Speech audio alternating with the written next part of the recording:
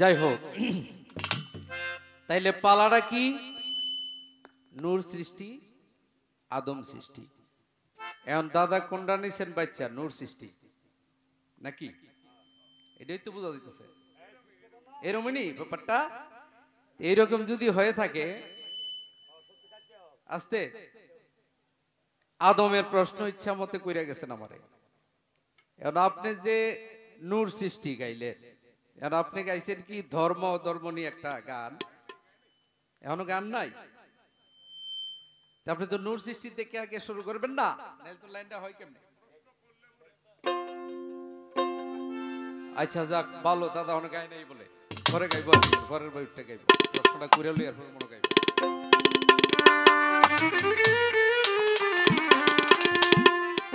গায় না যেহেতু আমার কথা নাই।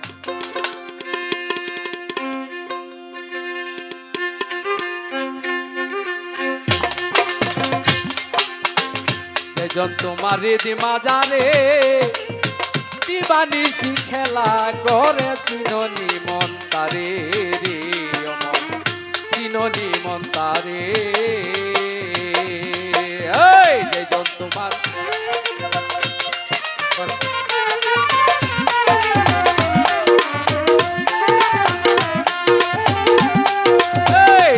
তোমার হৃদ মাজারে দিবানিসি খেলা করে চিননি মন তারে রে, চিননি মন তারে।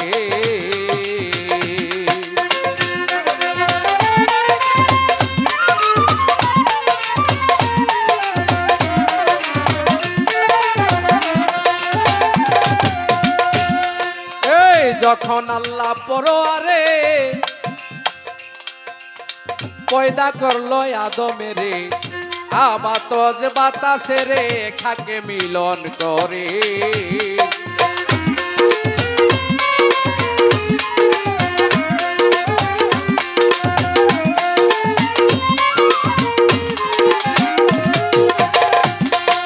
ওরে যখন আল্লাহ পরোয়ারে পয়দা করলো আদমেরে, আবাতজ বাতাসে রে খাকে মিলন করে। হুকুম দিল ওরে রুহু যাও না কল্পপুরে, মন মন রে হুকুম দিল ওরে রুহু যাও না কল্পপুরে। আরে অন্ধকার দেখিয়া রুহু, অন্ধকার দেখিয়া রুহু কাঁদছে অতি কাতর সুরে, চিননি মন তারে রে, চিননি মন তারে। তোমার বাজারে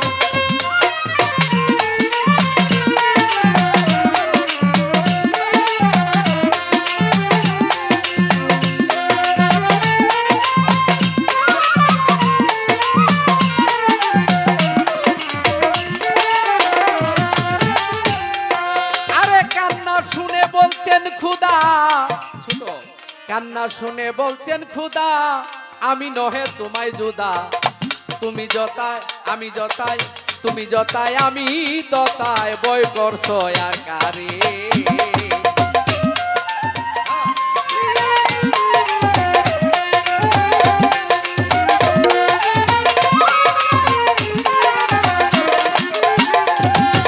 ওরে কান্না শুনে বলছেন খুদা আমি নহে তোমায় জুদা, তুমি যথায় আমি তথায়, বই করছো আর কারে।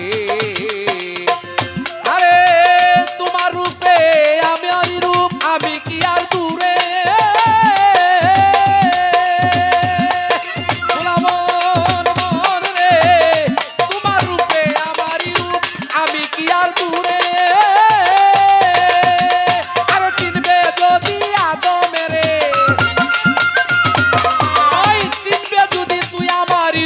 ভক্তি করো আদমের, চিননি মন তারে, চিননি মন তারে। যেই তোমার বাজারে দিবানিসি খেলা করে চিননি মন তারে।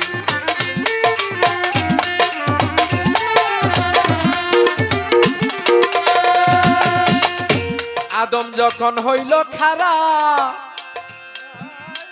পাই না কোনো সুখের দ্বারা, একলা মনে ঘুরা ফিরা দুসর বলবো কারে।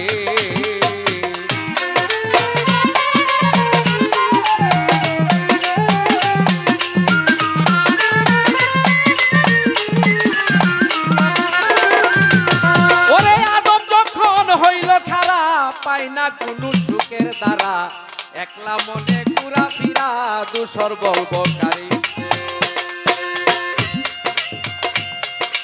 আর হাওয়ার উপটি দরে খুদা বসলো বাবো ধারে।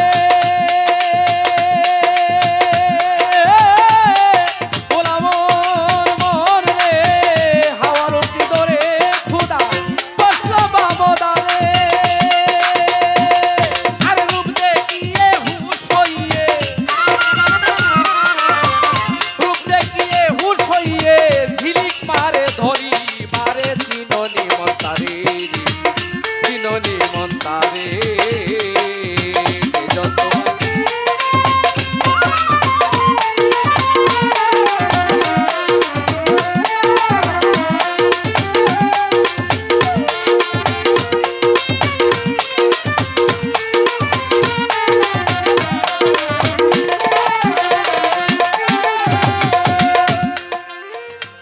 ওয়ালাকাদ খালাকনাকুম সুম্মা সাওয়ারনাকুম।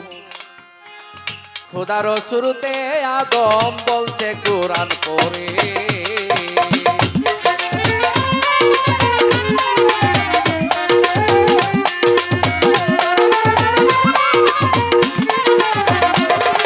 ওরে ওয়ালাকাদ খালাকনাকুম সুম্মা সাওয়ারনাকুম। খোদার শুরুতে আদম বলছে কোরআন পড়ে। হাওয়া আদম আদম হাওয়া দুয়ে এক যুগ করে। গোলামন মন রে হাওয়া আদম আদম হাওয়া দুয়ে এক যুগ করে।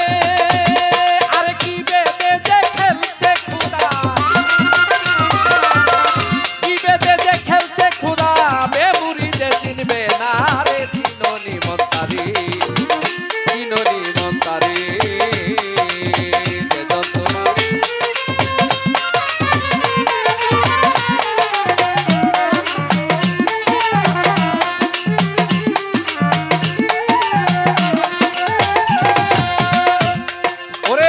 অহেদের মনের ব্যথা ভাবিক বিনে বলবো কোথা। আপনি খেয়ে আপনার মাথা চলেছি কয়ে বরে। ওরে বাবা সাধক অহেদেরই মনের ব্যথা ভাবুক বিনে বলবো কোথা। আপনি খেয়ে আপনার মাথা চলেছি কয়ে বরে। আগে তো জানতাম না রে খুদায় আকার কি নিরাকারে।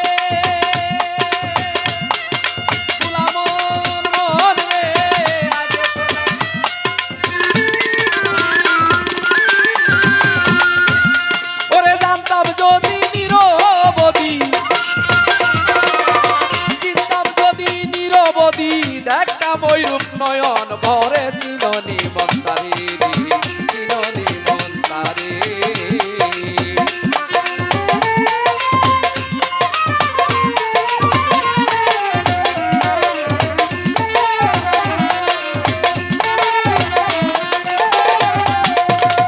আস্তে আমাকে যে বললো যে মাটি দিয়া যে আদম বানাইলো এটা কতটুকু সত্য? ও দাদা এটাও ঠিক আছে, এটাও ঠিক। কারণ এটা হইলো সর্বপ্রথম যে আদম বানাইছে আদি পিতা আদম আলাইহিস সালাম, উনি হইলো মাটির তৈরি। এটা দলিল বলতেছে, আমি না। উনি হইলো মাটির তৈরি। এরপরে যত আদম হইতেছে এটি হইলো কোরআনের মধ্যে বলছে এটি হচ্ছে নুতফা, নুতফার তৈরি। আদম কিন্তু মাটির তৈরি কিন্তু একজন। এটা কোরআনের মধ্যে বলা আছে। তারপরে এই যে একটা আয়াতের মধ্যে বলছে ওয়ালাকাদ খালাকনাকুম সুম্মা সাওয়ারনাকুম। খোদার শুরুতে আদম বলছে কোরআন। তাইলে এই গানটার ভিত্তি কিন্তু সমস্ত হাকিকতরা বইলা গেছে দাদার। বেশি আমি আর আপনারা বাইঙ্গা কইতারি না, কারণ দেশের পরিস্থিতিটা ভালো না। এর বেশি আপনি আর কোথায় ভাঙ্গা কইতে গেলে ভেজাল আছে, যারা বুঝুন না বুঝতে লাগছে।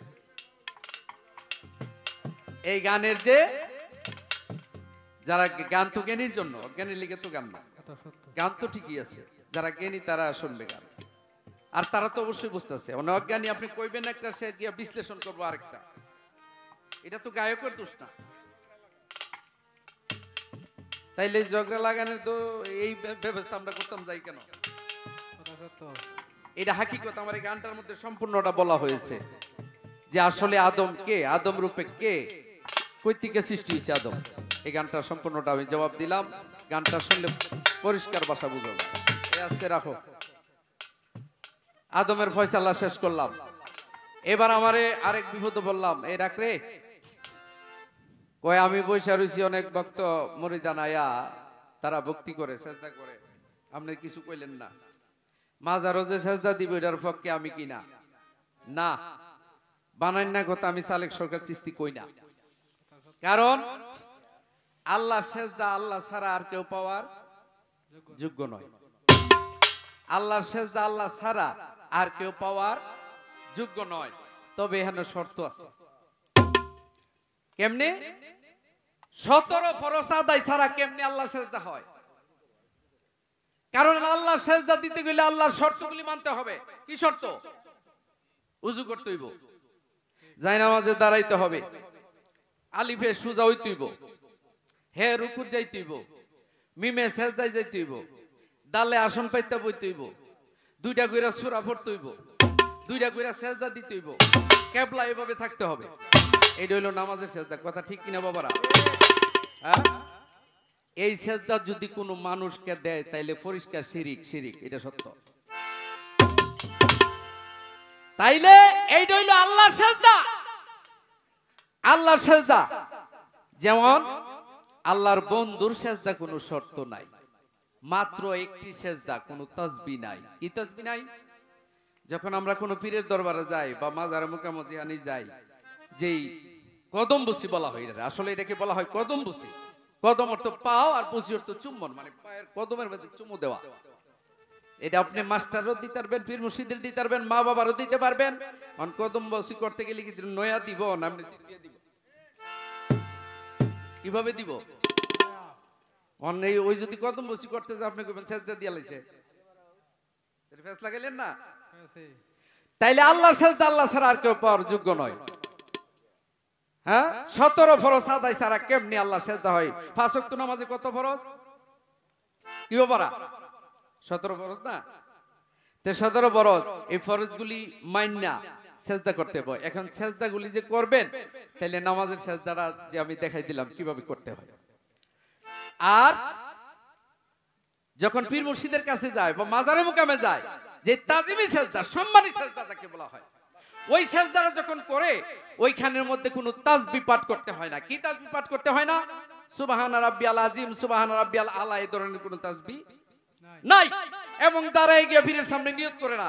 আপনি বলেন দাদা, এই যে যারা এখানে আসছে, যারা কদম বসি করছে, তারা কি আমার সামনে দাঁড়ায় এরকম নিয়ত করছে না? রুকু করছে না? তাসবিহ পড়ছে? তাহলে এটা আল্লাহর সাথে কেমন হইল? আপনি যদি মসজিদের ভিতরে গিয়া ঢুকে এমনি একটা সেজদা মেরা দেন, তাহলে নামাজ হইব নি? আর বাইরে বাইর করবো, পাগলটা করতে আইছে এটার। তাইলে আল্লাহর শর্তগুলি মাইন্না যে সেজদাটা করা হয়, এটা হইল আল্লাহর সেজদা। তবে আল্লাহর বন্ধুর সেজদা কোনো শর্ত নাই, মাত্র একটি সেজদা, তাসবিহ নাই। হাত চিত করে কিবলাতে যাই, কদম বসি যেটা করে, যেটা তাজিমি সেজদা, বন্ধু সেজদা, কিবলা থাকে চিত করে, আর নামাজের সেজদাই বলে। ওই হাত চিত করে কিবলাতে যায়, লক্ষ্য বস্তু প্রেমময়, আল্লাহ সেজদায় আল্লাহ ছাড়াই আর কেউ পাওয়ার যোগ্য নয়। তাইলে হাত চিত করে কিবলাতে যাই, এরপরও লক্ষ্যটা থাকে কি? আল্লাহ তোমার এই বন্ধুর উসিলা, আল্লাহ তুমি সেজদাটা গ্রহণ করো। কারে কইতেছি? আল্লাহরে বলি, আল্লাহ তোমার বন্ধুর উসিলা সেজদাটা তুমি গ্রহণ করো। এখানে তো দেওয়া হইতেছে না। এই জন্য মাজারে লেখা আছে এই কথাটা যে সেজদা দেওয়া, মাজারে সেজদা করিবেন না। কেন? কারণ সাধারণ লোক যারা আছে তারা বুঝবে না। তারা মাজারের মধ্যে পাক্কার মধ্যে গিয়ে সেজদা দিয়ে বসে থাকবো। এইটার ভালোই লাগছে, খারাপ লাগছে না আমার কাছে। সেজদা দিলে বুঝা দিতে আচ্ছা গেল এটা। এখন দলিল প্রমাণ, প্রমাণ হইল, আচ্ছা আপনার কাছে একটা প্রশ্ন করি, ইউসুফ নবী উনি কি মানুষ আছেন না ফেরেশতা? এই যে জ্ঞানী লোক আছে, আপনারা সবাই বলেন কি আছিল? মানুষ না? আচ্ছা, তো এইটা হইল সূরা ইউসুফের 100 নম্বর আয়াত। 100 নম্বর আয়াত, যারা মোবাইল আছে চার্জ দিতে পারে। একটু গণনাটা না বললে বুঝবেন না, একটু সংক্ষেপে বলে দেই। দাদা আবার যে প্রশ্ন করে 2-4টা মিলে অনেকক্ষণ সময় আমার পার করতে হয়। আমি চাইছিলাম ওনার 2-4টা গান শুনুন বেশি বেশি, উনি আমারে খাড়াইতেছে বেশি।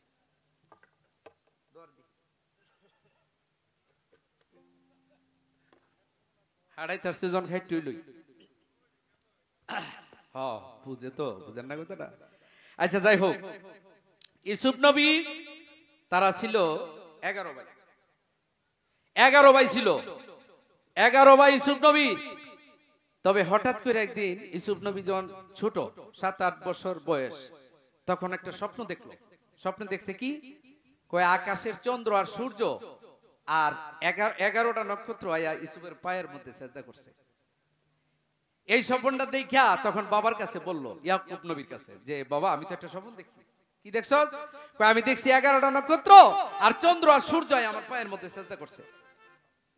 তখন বলছে যে বাবা এই স্বপ্নটা তুমি কারো কাছে বইলো না, কারণ তোমার পূর্বপুরুষ যেহেতু নবী ছিল, তাইলে নিশ্চয়ই নবুয়তের একটা বার তোমার মধ্যে আসবে, তুমি একদিন আল্লাহ নবী হইবা। এই কথাটা কারো কাছে বইলো না, কারণ ইউসুফ নবীর যে বাকি যে 10 ভাই ছিল তারা কিন্তু খুব শত্রুতামি করছে। কইছে তোমার এমনিতে আমি যে বেশি আদর করি, এরা তো দেখতে না, যদি এই কথা বলো তাহলে তোমরা মাইরেই ফেলাইবা। এই কথা বলার পরে তখন ছোট মানুষ তো, বাচ্চা তো, এটার ভিতরে রাখতে পারলো না। হঠাৎ করে একদিন বইলা দিছে বাইয়েতের কাছে। যখন বাইয়েতের কাছে বইলা দিছে, এখন চিন্তা করলো সবাই, বাইয়েতে মিল্লা চিন্তা করলো যে এমনি বাবা এত আদর করে, আর এখন যদি নবুয়ত পায়লা, নবী হয়ে জায়গা, তো দামটার কথা আর মনেই থাকবে না। তো কি করা যা, বুদ্ধি করো, ইউসুফ রে আমরা শিকারে যাবো, অর্থাৎ মেরা লাইব আর কি, কুয়াত ফেলাইয়া, বুঝছেন না কথাটা? তো বাবার কাছে গিয়া কইতেছে যে বাবা আমরা তো শিকারে যাবো, আমরা ছোট ভাই ইউসুফরে আমরা লোকে একটু দেন, সাথে দেন। তখন ইয়াকুব নবী ব্যাপারটা বুঝতে পারছে, মনের মধ্যে জায়গা উঠছে যে আমার ছেলেটা গেলে আর আনাম ফিরা আইতো না। তখন কইছে বাবা আচ্ছা ওরে নিয়ে কি করবো, অত বাচ্চা মানুষ, আরে নেওয়ার কি দরকার? কো না বাবা, হয় আমরা সাথে থাকলে আমরা ভালো লাগে, দেন। তো দেয় না, কান্তাছে ইয়াকুব নবী। তখন আল্লাহর পক্ষ থেকে ওই জিবরাইল এসে কইতেছে, বইলা দিছে, এই ইয়াকুব নবী তুমি এত ভয় করতেছো কেন? বাসান আর মারনের মালিক কেডা? আল্লাহ। তো তুমি দেও, এটা তো আমি বুঝো। দিয়ে দিল, দিছে বর্ত জঙ্গলের মধ্যে নিচে নিয়ে আসাইরা ওই 10 ভাইয়ের মধ্যে কেউ লাথি মারে, কেউ ঘুষি মারে, কেউ বাড়ি মারে, অত্যাচার চালাই দিছে। তখন ইউসুফ নবী কান্তাছে, আর কই ব্যাপারটা কি ভাই, তোমরা আমার এরকম মারতাছো কেন? তোরা মারতাছি না, তোরা একবারে দমে শেষ করে দেবো আজকে। তো মারতে মারতে মারতে মারতে হঠাৎ করে ওনার যে বড় ভাই, উনি কইতাছে এমনি মাইরা লাভ না, একটা কাজ কর, সামনে জন কুয়া আছে, কুপের ভিতরে ভালো। এই দিকটা করছে কি, জন ধাক্কা দিয়া কুপের ভিতরে ফালাই দিছে। আর এই দিকটা আল্লাহ কইতাছে জিবরাইল যাও। কই যাইতাম আল্লাহ? কই দে হয় ইউসুফ নবীরে ফালাই দিছে, আইতাছে নিচে। কো কি করতাম? কো নিচে দিকে ধরো যাতে ব্যথা না পায়। এই দিকটা মনে করেন বলতে দিছে জিবরাইল, তখন সাজদাতুল মুনতাহা অনেক দূরে।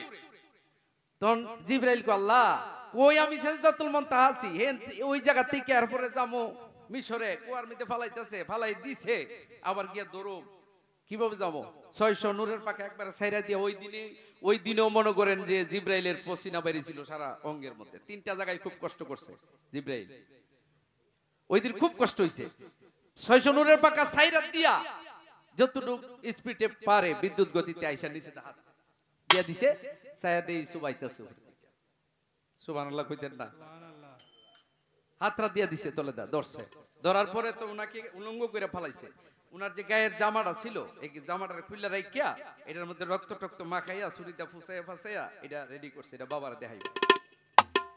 আর এই দিকটা করলো কি, ওই যে ইউসুফ নবী উনি তো আল্লাহর নবী, উনার যে উলঙ্গ অবস্থা তুলবে, উনার একটা ইজ্জত আছে না, সম্মান আছে না, করছে কি ওই যে ইব্রাহিম নবীর যে আগুনও ভালাই দিছিল, আগুনের ভিতরে যখন ঢুকাই দিছিল তখন বেহেশতের দিকে জিবরাইল রে দিয়ে আল্লাহ একটা পোশাক পাঠাইছিল যেটা আগুনে যেটা স্পর্শ করতে পারে না, যে পোশাকটা ওইটা পরাই দিছিল আয়া।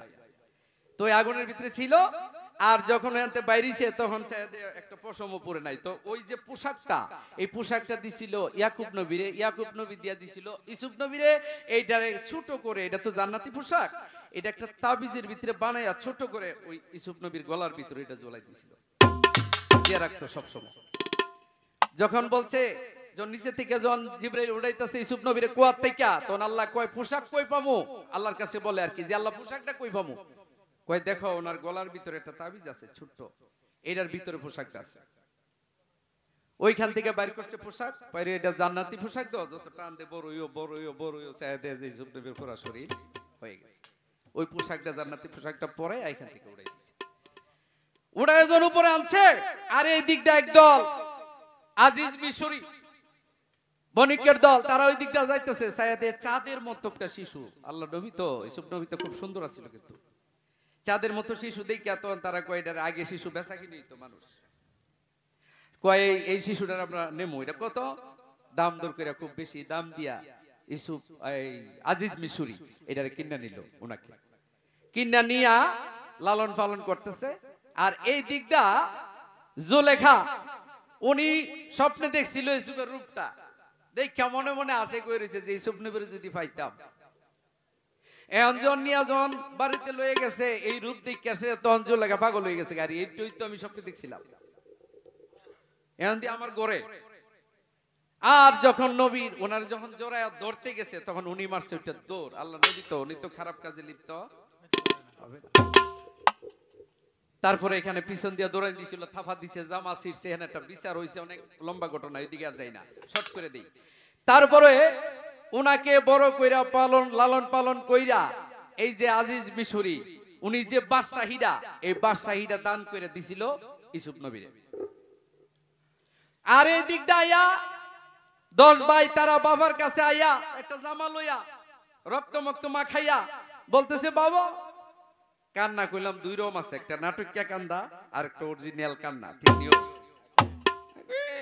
মানে নাটকের একটা কান্দা বাবা। কিতে হইছে রে, কই ইউসুফ নবীর বাগে আইলিছে, কি গাইছে বাগে। তো ইয়াকুব নবী ব্যাপারটা বুঝতে পারছে যে আমার ছেলেটা আর ফিরা পাবো না, তো জামাটা জন্নিয়া দিছে, এটা রক্ত মাখা দেখে কয় আরে বাঘ কেমন বাগে খাইলি রে আমার ছেলে রে, এই জামাটাতে কিছু সিরা বিরা সেরা জামাটা তো সুন্দর করে বাইর কইরা তারপর মানুষটারে নিলিগা এই জামাটা ছিল না। দেখছেন প্রমাণটা?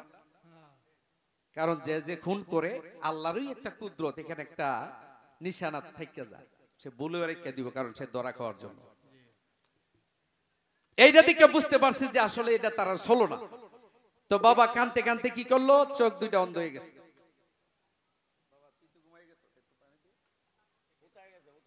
কত বড় প্রশ্ন করছে দাদা, কাহিনীটা তো লাস্ট পর্যন্ত কইতেছে, বাবার কাছে কইতেছে বাবা ইউসুফ নবীর তো বাগে খেলিছে। বাবা কানতে কানতে কানতে কানতে চোখ দুইটা অন্ধ হয়ে গেছে। চোখ অন্ধ হওয়ার পরে লাস্টে পর্যন্ত গিয়া কইতেছে ওই দেশের মধ্যে বাবা অভাব অনটন দেখা দিছে। তখন ইয়াকুব নবী বলছে একটা কাজ করো, তোমরা 10 ভাই মিশরে যাও, ওইখানে গিয়া ওইখানের যে রাজা ওনার কাছে আমার কথা কইবা যে আমারে পাঠাইছে, আমরারে কিছু সাহায্য করেন, আমরা খুব অভাব অনটনে আছি। এই দিকটা যে বাঁচাই লাইছে ইউসুফ নবীর, এইটা গেলাম হেরা জানে না, ওই ভাইটা কিন্তু জানে না ব্যাপারটা। তো ইউসুফ নবী তো এখন বাদশা হয়ে বই রইছে।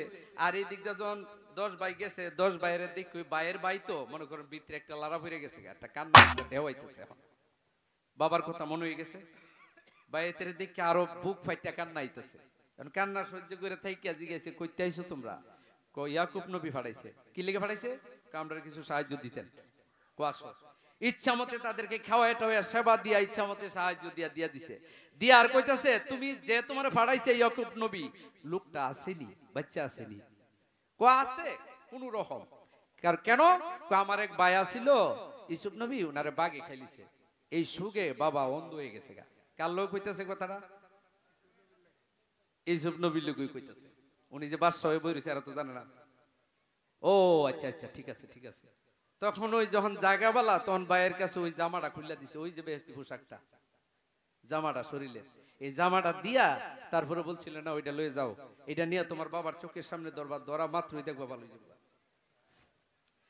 তো ওই তারা যখন সাহায্য মাঝ খুব সুন্দর করে আইছে, আয়াসের জন খালি দরজার মধ্যে দাঁড়াইছে ওই জামাটা নিয়া, এই যে ইউসুফ নবীর গায়ের যে একটা গন্ধ, এটা যখন বাবার নাকের মধ্যে লাগছে, সাথে সাথে একটা চিৎকার দিয়া কই আমার ইউসুফ মরে নাই রে, আমার ইউসুফ মরে নাই, আমার ইউসুফ এখনো জিন্দা আছে।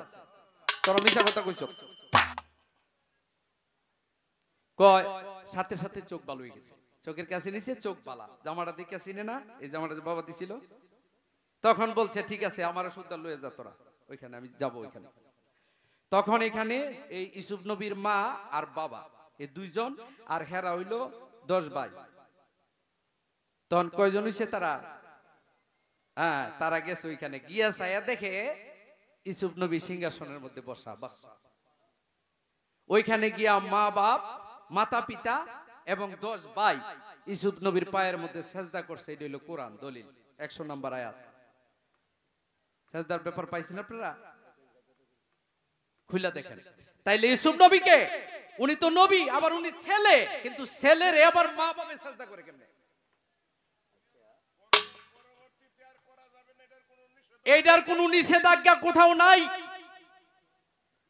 এরপরে যার করা যাবে না, এই কথাটা আমি বলতেছিলাম। এরপরে কোন আয়াতটা রহিত হইছে যে এই আয়াতটা দিয়ে এরপর থেকে বন্ধ সেজদা নাই? আছে নাকি?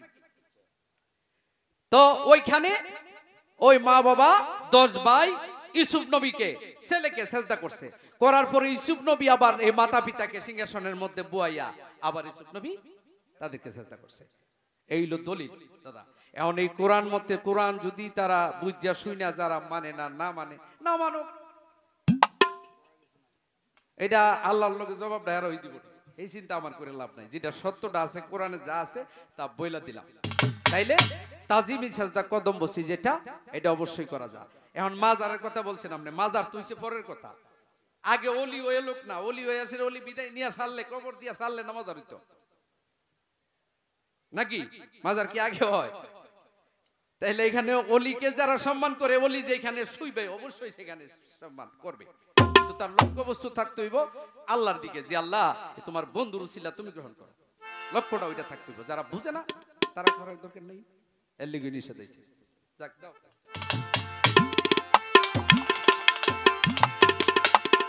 এখন